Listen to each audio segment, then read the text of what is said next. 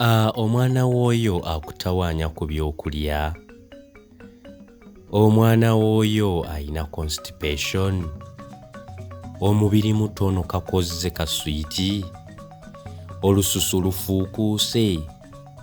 Yakava mu bulwadde. Oluvannyuma ng'omaze okulaba akavidiyo kano, tubuulire wansi mu comment gwe okikola otya ewaka okuliisa bebi wo.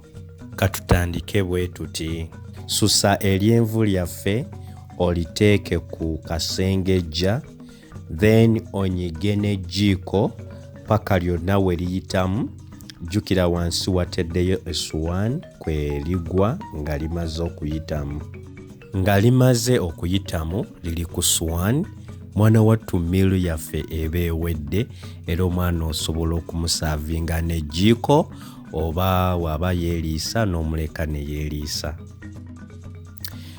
Wano osobola okwongeramu kedo, oba oyinza okumuteeramuko ku tutattono, oba oyinza omuteramu kipoleji kye. Eno emmere ekola bulungi nnyo ku mwana nga yakava mu bulwadde.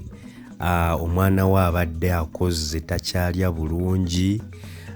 Omwana akutawaanya ku byokulya. This is a good alternative. Olusosu lufuukuuse, emmere ennungi nnyo eyo.